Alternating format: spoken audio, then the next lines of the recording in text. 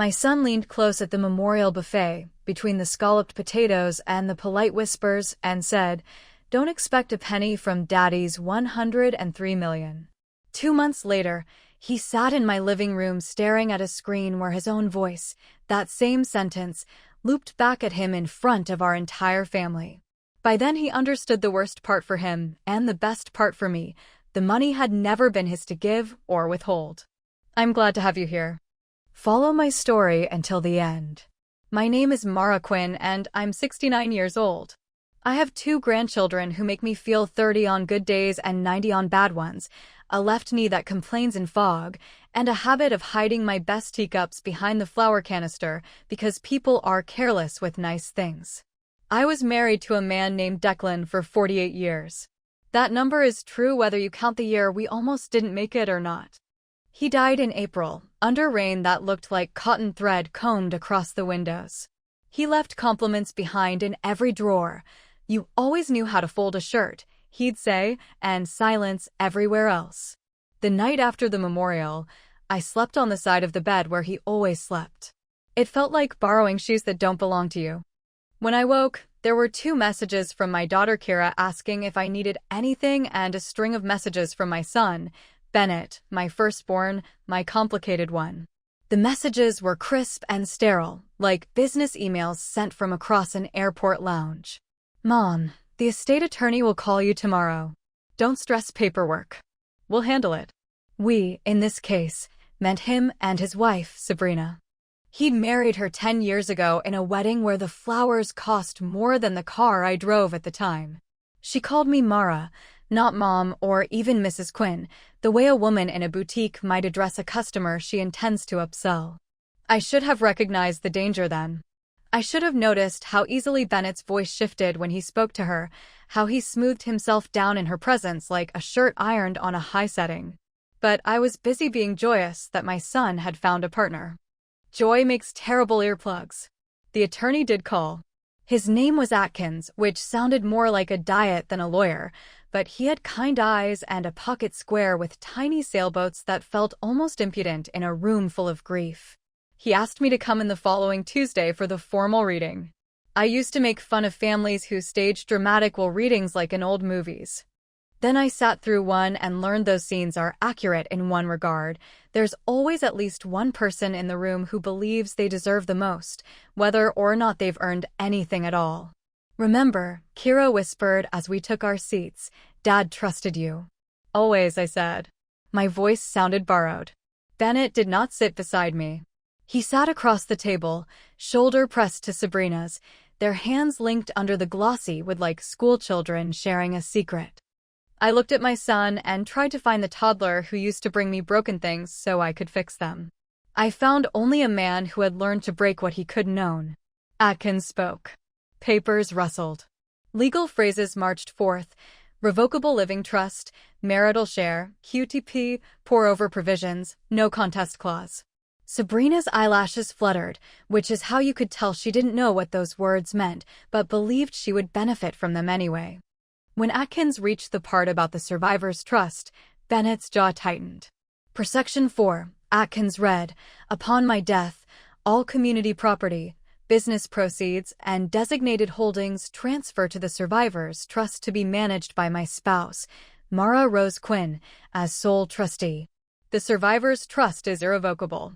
Distributions to beneficiaries are at the sole discretion of the trustee, guided by the letter of wishes on file." Sabrina's hand slid from Bennett's. "That includes the Harbor and Hearth sale proceeds?" Bennett asked, too casual.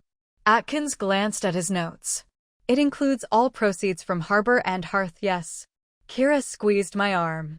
Harbor and Hearth had started in our garage, with Declan's goofy logo sketches and my spreadsheets.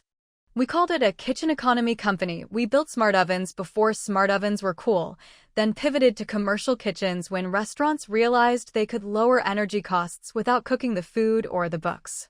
We sold last year in a deal everyone in the industry called impossibly lucky. The newspapers said the number was 87 million. That was the number we allowed them to have. The real number with earnouts was 103. Bennett smiled then. It was a thin, blade-like thing. "Great." so we can move forward. Move forward, I said. With distributions, he replied. Dad and I talked for years about how he wanted the money to go. He knew I'd manage it wisely. Atkins cleared his throat. That isn't reflected in any of Mr. Quinn's written instructions. The letter of wishes on file is Mrs. Quinn's. That was when Bennett leaned close, so only I could hear, so only I could carry his words back home, and said, "Don't expect a penny from Daddy's 103 million. I did not answer him. The older I get, the more I admire silence as a tool. Silence does not mean surrender. Silence can mean a fuse burning towards something that will change the room. After the reading, Kira drove me home in her little hybrid that smelled faintly of crayons and apple slices and the lives of children.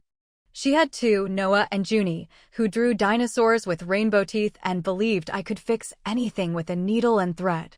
She glanced at me at stoplights as if I might crack like an egg without warning. "I'm okay," I said. "And I'm not." "I don't understand him," she whispered. "I taught him to tie his shoes using bunny ears," I said. "Maybe I should have taught him knots that hold harder." We didn't speak of Sabrina. When you speak some people's names, you invite them into the room.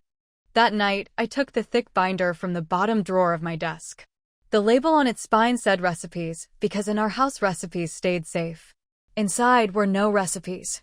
There were ledgers, trust documents, and a letter Declan wrote me when we signed the papers that made me sole trustee. I read the letter again even though I had it memorized. If you're reading this without me there, it means the worst of our eventualities is real. I know what's in our boy. I love him because he is ours, but I trust you. Protect the hard work. Protect the sleepy things that need sunlight. Children, small businesses, gardens. Let him earn what he receives. Love is a gift. Money is a lesson. Love is a gift. Money is a lesson. I slept with that sentence under my pillow as if it were lavender. The weeks that followed taught me two truths. First, grief arrives in waves until one day it begins to arrive in weather. You feel a pressure change, and no tears will come like summer storms. Second, greed doesn't bother to knock. It walks in, shoes on, wiping its hands on your best towels. Sabrina called to check on me, and then to suggest a plan. She began each sentence with love and ended it with a list.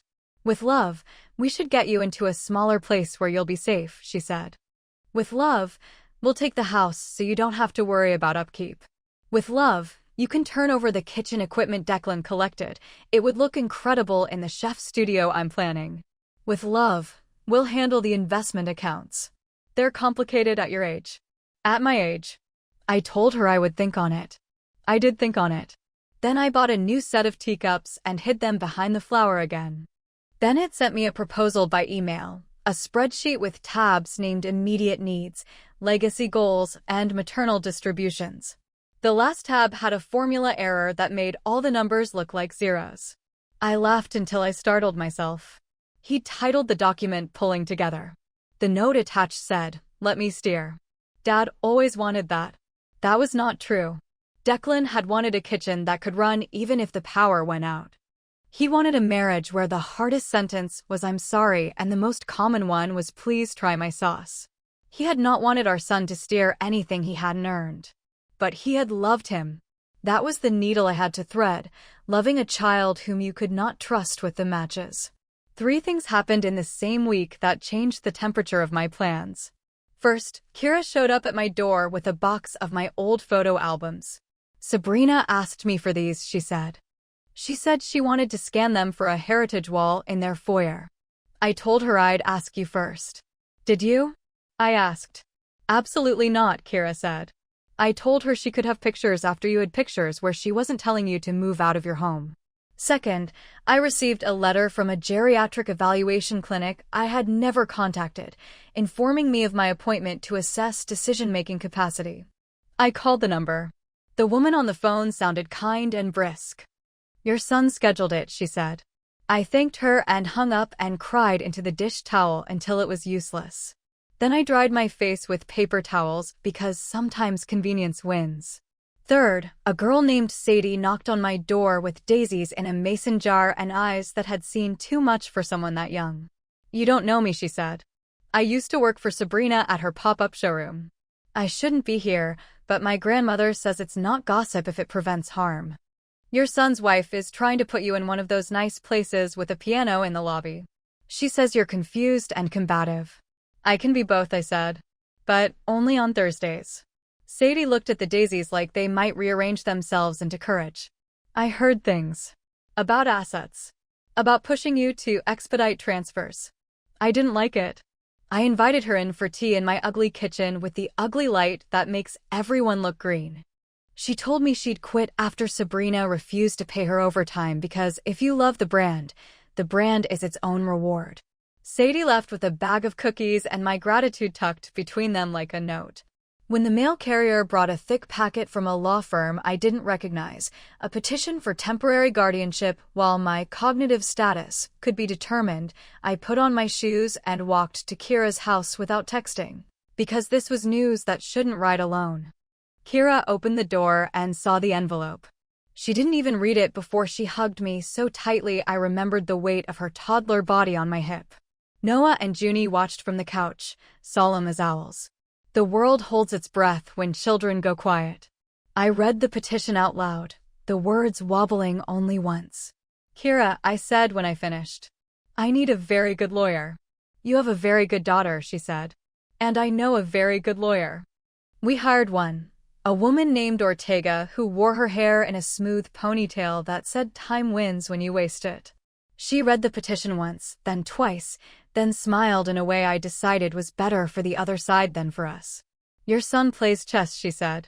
He moves early, grabs center squares, and counts on you to react. We are going to put his king in a kitchen he can't navigate. I know kitchens, I said. She nodded. So do I. We gathered. We cataloged. We collected every text, each false concern bent into a threat, and every with love that tried to become a leash. We pulled payroll records from Harbor and Hearth for the years Bennett served as an advisory contractor. Ortega's investigator, who had eyes like the edge of a nickel, found that Bennett's shell company, Jellicoe Blue, had billed the business $620,000 for brand positioning and legacy experience activations that never occurred. The invoices were paid, then Jellicoe Blue wired funds to an account in Sabrina's name labeled Creative Float, which I am certain is the name she would have given a yacht. Don't call this embezzlement, Ortega cautioned. Yet, call it unjust enrichment. Save felony words for when we need them. We also pulled something better than any invoice: audio. I am old enough to know two truths. People forget what they say, and phones remember. I had recordings of calls where Bennett reminded me I was in decline, misquoted the attorney, and described freeing up the assets trapped in Mom's control. Sabrina had a way of speaking in knife edges and perfume, sometimes in the same sentence. She made the tape smell like a duty-free counter. Do you want attention or outcomes? Ortega asked when I suggested sending the recordings to everyone immediately. Outcomes, I said. Then wait, she replied, which is a sentence every grandmother understands when it comes to dough and decisions. Waiting, however, did not mean stillness. I invited the family for Sunday dinner 3 weeks in a row. On the first Sunday, I cooked Declan's favorite lemon chicken. On the second, Kira brought pot roast and mashed potatoes and the kind of green beans no one admits they love because they came from a can. On the third, I made simple food that tastes like home: tomato soup, grilled cheese, apple crisp. Each Sunday, I added one more chair at the table and one more camera in the room. I hate cameras in homes. I love evidence. On the first Sunday, Sabrina told me how assisted living facilities have chef-guided menus now. They have those in prisons too, I said pleasantly, and Kira choked on her water. On the second Sunday, Bennett explained that the house needed fresh energy. Walls remember, I said. This house remembers the day you finally learned to ride a bike. Mom, he said, softening, and there he was for a heartbeat, the boy, not the man. That was Kira. I taught both of you, I said. She felt better. On the third Sunday, I cleared the dishes and left my phone on the mantel, screen dark but microphone open, as Sabrina said in a voice so sweet it gave me a toothache. After we get the guardianship in place, we'll transfer title to the house. And the lake cabin. She won't feel a thing. It's like anesthesia for assets. Kira's hand found mine under the table. "We're ready," she whispered. 3 days later, we went to court. Family courtrooms smell like coffee and faint panic. Bennett's attorney, an affable man with the first name of a boat, stood and asked the judge to appoint a temporary guardian for me because I exhibited signs of suspicious mistrust and executive dysfunction. Ortega rose and pressed play. The room filled with Bennett's voice.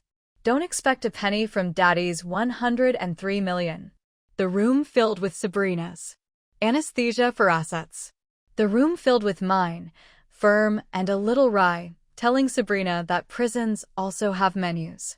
By the time Ortega finished, the judge had taken off her glasses to polish them with the corner of her robe, which I took as the judicial version of a sigh.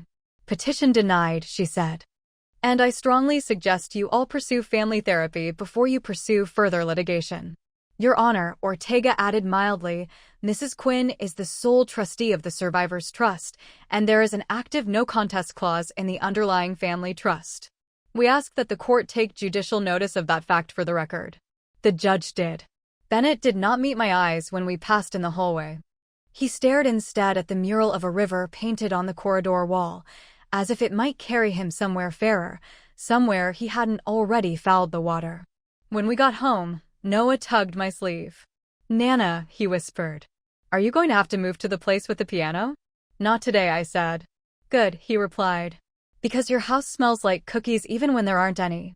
That night, I opened Declan's letter again. Love is a gift, money is a lesson. It was time to write my own letter of wishes and make the lesson unskippable. I began with the grandchildren. I'm not sentimental about many things. Most heirlooms are just objects that survived a little longer than their cousins, but I am sentimental about children. They are the only forward we have. I created education trusts for Noah and Junie with clauses that would make any inheritance lawyer weep from the elegance. Money for school, yes. Money for their first business, maybe. Money for an apartment with windows that face trees and a neighbor who doesn't smoke on the balcony, absolutely. If they choose trades, they get startup funds for tools and vans. If they choose art, they get a different kind of support. Rent stabilization and a health plan, because art without healthcare is a tragedy disguised as romance. For Kira, I created a fund called Time Back. It pays for childcare, elder care, and whatever care she needs so she can serve the world without burning out. If she wants to start a bakery that sells nothing but cinnamon rolls and conversations, the fund will cover first and last month's rent, ovens, permits, and a cushion for the months when joy runs ahead of cash flow. For my sister, who never asked me for anything even when she should have, I created a fund that deposits a small, sweet amount into her account on the first of every month, earmarked for the beautiful nonsense life squeezes out of budgets. Museum memberships, shoes that don't make your feet cry, tickets to movies that require popcorn. And for Bennett, I wrote a memorandum so clear a man in a storm could use it to find his way. Given our shared history and your recent actions, distributions to you are suspended for 2 years. During that time, you may request emergency medical assistance, counseling fees, and reasonable legal fees in matters not adverse to the trust. At the end of 2 years, if you have completed financial therapy, repaid unjust enrichment to Harbor and Hearth as determined by forensic accounting, and demonstrated 12 consecutive months of meaningful employment that doesn't involve consulting for a company you own, I will consider a monthly distribution with caps and review. You may also earn accelerated distributions by volunteering an average of 8 hours a week in any setting that prioritizes people over profit: soup kitchen, coding class at the public library, community garden, hospice. I read it aloud to Orion, the neighbor's cat who visits me daily because he knows I am weak to flattery from creatures that purr. He flicked his tail. "Too harsh?" I asked. He blinked slowly, which is cat for your fine. "You're sure?" Kira asked when I showed her. "I'm tired of being sure," I said. "But I am. Will you tell him alone?" "No," I said. "He's never alone when he talks to me. Why should I be when I talk to him?" We planned a dinner. We called it a family meeting because the word dinner invites expectation and hunger, and without care that becomes resentment. I roasted chicken and potatoes and carrots, because there is not a thing in the world that can't be improved by a potato. Kira brought bread. I made apple crisp again because you must repeat your good things when the world is hectic to remind yourself you can.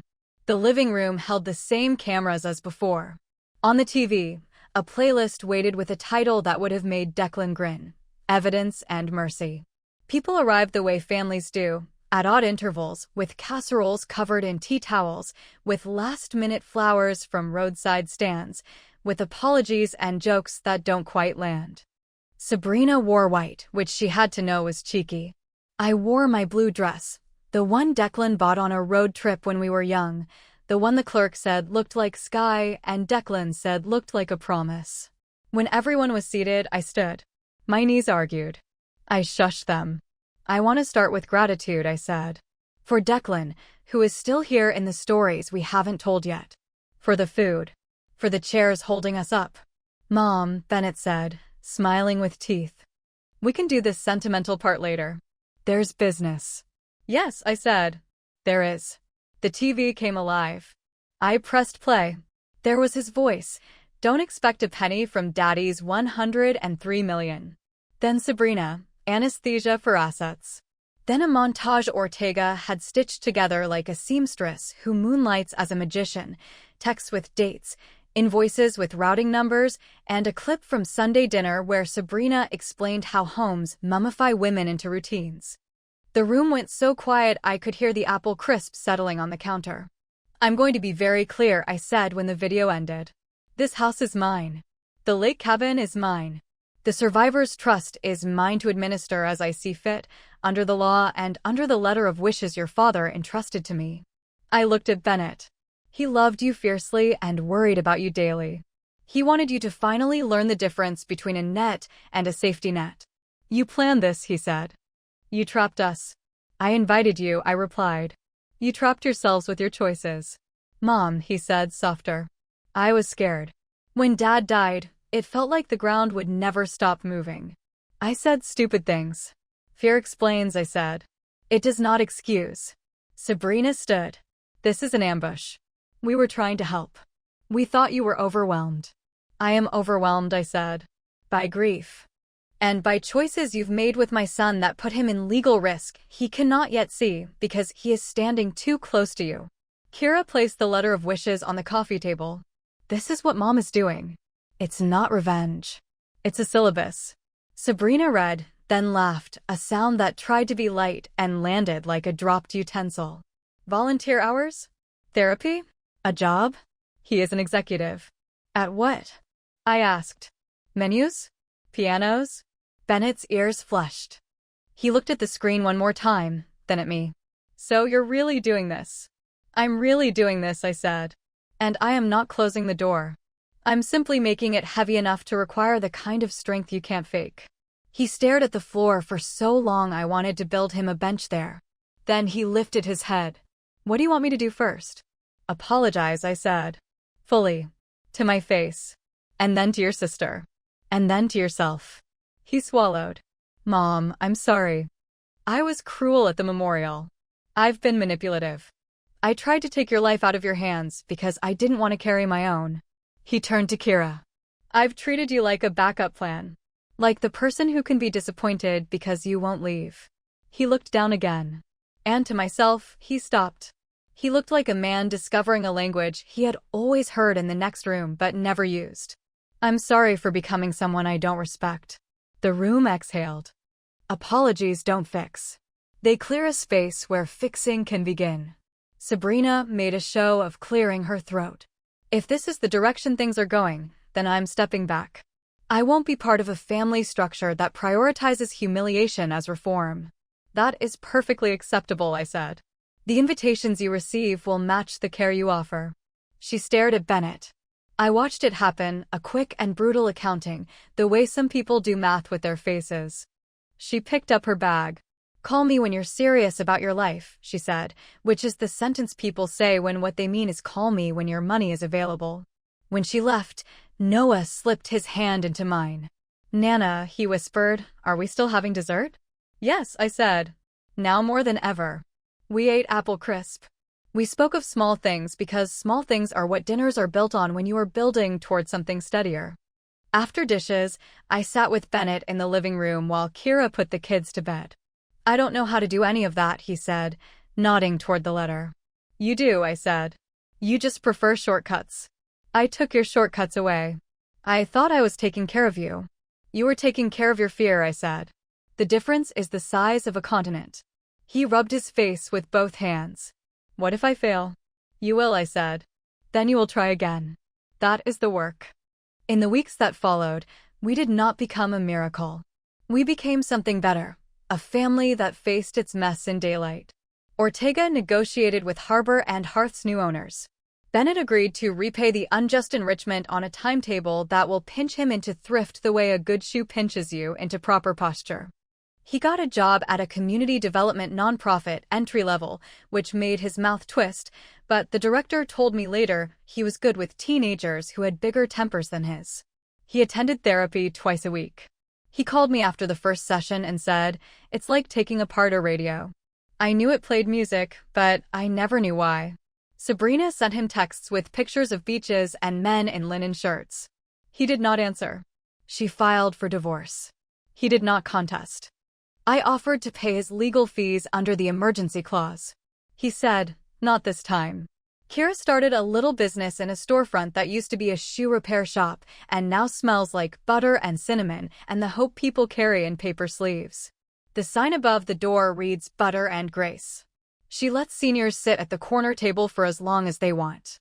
The Time Back Fund pays for a second baker so Kira can go to Noah's soccer games and Junie's violin recitals, and to a grief group with me on Tuesdays where we sit in a circle with people whose hearts look like ours and speak love into chairs that used to hold our people. As for me, I made the house kinder to my knees. I hired a carpenter to build a bench at the front door because aging requires more places to sit. I planted dahlias under the kitchen window Declan used to lean out of to call, "You're burning the toast." I started teaching a free financial kindness class at the library on Wednesdays. I call it financial kindness because people are less scared of kindness than budgets. We talk about envelopes and percentages and the temptation to buy a future you haven't built yet. We talk about how money can be a weapon, a wall, or a window, and how you must learn to recognize the hands that hold it out to you. Months passed. Time does what it does, blooms and scabs. One day in late autumn, Bennett knocked and let himself in without waiting, the way children will always enter the homes they knew first if they are lucky enough to be invited back. "I brought you something," he said, setting a small wooden box on the table. It was carved with clumsy hearts. I knew it before my fingers found the hinge. He made it in 8th grade shop class, pronounced it terrible, and gave me flowers from the grocery store instead. Declan had kept the box in the garage for bolts and screws, and the odd bead that fell off something sentimental. "I sanded it," Bennett said. I wanted to throw it out because it reminded me of being bad at things. Then I thought maybe I should keep something that reminds me to keep trying. I opened the lid. Inside, a note in my husband's tidy engineer's handwriting, as if he'd tucked it there years ago waiting for the right day to arrive. Fix what you can. Protect what you must. Forgive what makes room for better. I laughed then, not because any of this was funny, but because joy sometimes arrives disguised as a laugh. I looked at my son. He looked back at me without flinching. For the first time in years, I saw more boy than blade. "Do you still have that bike?" I asked, "the one with the rust on the chain?" "In the basement," he said. "Why?" "I want to show you something," I said. "How to lift the back wheel and spin the pedal with your hand while you brush the chain clean. It's good to know how to make the part that moves move smoother." We went outside. The air smelled like the inside of an apple. Bennett crouched beside me, and I showed him the trick.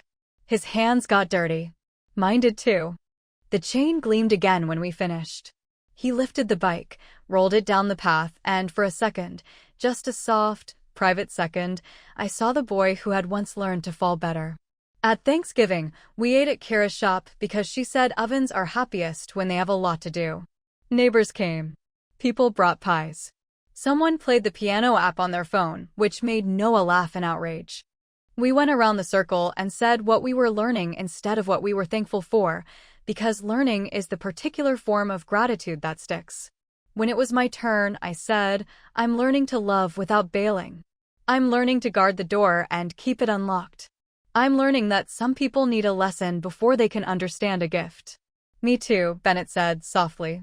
After dessert, he took a deep breath and turned toward the group. I want to share something I did, he said.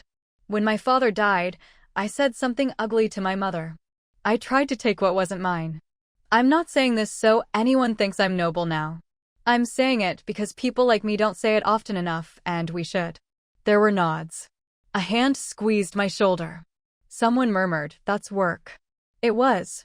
Winter came. Snow does for landscapes what forgiveness does for families. It smooths edges without erasing what lies below. On New Year's Day, Bennett brought a bulging folder to Ortega's office with proof of repayments, volunteer hours, pay stubs, and a letter from his therapist that sounded like it had been written by a person who had learned to be gentle with him and firm with his lies. Ortega called me later. He did it, she said. We did it, I replied, because none of this happens alone. I met Bennett at the coffee shop where we used to sit after his soccer games. He ordered hot chocolate without whipped cream like he was 12 again. I handed him an envelope. Inside, a letter. Because you have done the work you promised to do, the trust will begin modest monthly distributions on February 1st. They will be enough for your rent in a place where the windows face light, your groceries, and your therapy. They will not be enough for spectacle. You may earn increases by staying the course and by teaching others what you've learned. Offer 3 free budgeting workshops at the community center. Tutor teens in your field. Build something that will still be standing when you are gone. He read it twice, then looked up. You made money into homework. Love is a gift, I said. Money is a lesson. He smiled. For the first time, the smile reached his eyes and stayed. Spring found us on the porch with seed packets and the kind of hope that comes in brown paper. Noah and Junie stuck their fingers into dirt and asked when the flowers would appear. Later, I said. Everything good is still growing. Like Daddy? Junie asked. Yes, I said. Like Daddy. On the anniversary of Declan's death, we drove to the lake cabin. The place had been mine in papers and his in spirit. Now it felt like ours in the way that matters. We ate burgers under pines that sounded like radio static. We told stories that were not about money. We went out on the water in the old rowboat he refused to replace because new things don't hold the same jokes. The oars squeaked on the locks. Bennett rowed. Kira laughed. The children reached for dragonflies like they were catching elaborate ideas. When the sun slipped down, I took out the last thing I brought, a small lantern with a weak flame. I set it on the end of the dock. For what we had, I said. For what we're building. For the kitchen he made safe even when the lights went out. We stood there together, the greedy son who learned to be generous with himself first, because you have to start somewhere. The daughter who was always responsible and now gave herself permission to be radiant. The children who will spend that trust on books and braces and ridiculous art supplies, and me, a 69-year-old grandmother with a left knee that still complains, but less about fog and more about long days filled with work that matters. I thought of the day in the attorney's office when Bennett said that sentence I can type today without shaking. I thought of the screen in my living room, the way his words looked back at him like a mirror. I thought of how the worst things people say can be the best teachers if you invite them to sit in a chair with a good lamp and read them out loud. The lantern flickered. The water made that soft throat sound lakes make when they are paying attention. In the dark, I heard Declan the way you hear a familiar song from a car 2 streets over. Fix what you can. Protect what you must. Forgive what makes room for better. I squeezed Noah's hand. I tucked Junie's hat lower over her ears. I touched Kira's shoulder and let my fingers rest there like punctuation. I looked at my son, who looked back without flinching, and I nodded once. What remains at the end of any long story is not the check you write or the house you keep. It is the way you choose to draw your borders and where you leave your gates. It is whether you can sit at a table with the people who hurt you and say, here is food. Here are rules. Here is the door. Here I am, keeping the light on while you decide who you want to be. 2 months after my son told me not to expect a penny of my husband's $103 million, I taught him how to clean a chain, how to better fold a shirt, how to say I'm sorry in the right order, and how to measure wealth in chairs and chances. Not in yachts named Creative Float. He did not get a penny then. He earned something better. And I got what every grandmother hopes for in the end. A family that shows up, an oven that bakes evenly, and a house where even on days without cookies, someone says, it smells like home. My grandmother told me this story. Thanks for watching this video, like and subscribe. Bye bye!